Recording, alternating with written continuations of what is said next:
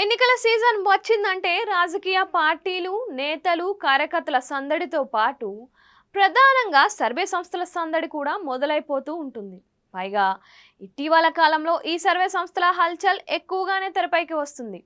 ఈ క్రమంలో కొన్ని సర్వే సంస్థల ఫలితాలపై జనాల్లో క్రెడిబిలిటీ ఉండగా మరికొన్ని మాత్రం బ్లఫ్ ఫలితాలను ఇస్తూనే ఉంది అనే కామెంట్లు వినిపిస్తున్నాయి.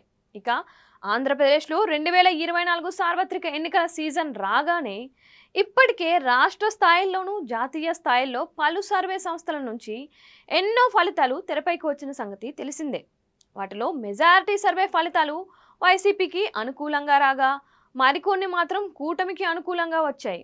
ఈ క్రమంలో తాజాగా మరో సర్వే తెరపైకి వచ్చింది. ఇందులో సంచలన ఫలితాలు తెరపైకి వచ్చాయి. అవును, 175 నియోజకవర్గాల్లో 90,604 శాంపిల్స్తో ఏఎల్ఎన్ సంస్థ సర్వే ఫలితాలను నియోజకవర్గాల వారీగా వెల్లడించింది. ఇందులో భాగంగా ఈ సార్వత్రిక ఎన్నికల్లో అధికార వైసీపీకి 51%, టీడీపీ ప్లస్ కూటమికి 41%, కాంగ్రెస్ పార్టీకి 4%, ఇతరులకు 4% ఓట్లు వస్తాయని వెల్లడించింది. ఇక సీట్ల విషయానికి వస్తే అధికార వైసీపీకి 149 స్థానాల్లో విజయం కన్ఫామ్ అని చెప్పిన ఈ survey TDP plus BJP plus Janasena కూటమికి 26 స్థానాలు మాత్రమే వస్తాయని వెల్లడించింది. అంటే గత ఎన్నికల్లో సాధించిన సీట్ల కంటే 2 తక్కువగా వైసీపీకి, 3 ఎక్కువగా టీడీపీకి వస్తాయని చెప్పిందన్నమాట. ఇదే క్రమంలో నియోజకవర్గాలు, అక్కడ ఆయా పార్టీలకు వచ్చే మెజార్టీలను కూడా ఈ సంస్థ అంచనా వేసింది.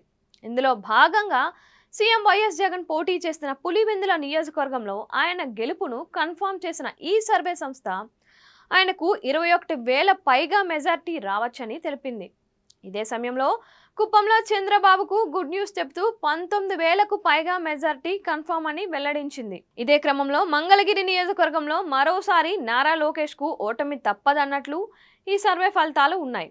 ఇందులో భాగంగా ఈ ఎన్నికల్లో మంగళగిరిలో లోకేష్ 2,000 ఓట్ల తేడాతో ఓడిపోయే అవకాశాలు ఉన్నాయని వెల్లడించింది. అదేవిధంగా పిఠాపురంలో జనసేన అధినేత పవన్ కళ్యాణ్ సుమారు 7,000కు పైగా ఓట్ల తేడాతో ఓడిపోయే అవకాశం ఉందని తెలిపింది. దీంతో ఈ సర్వే ఫలితాలు వైరల్గా మారాయి.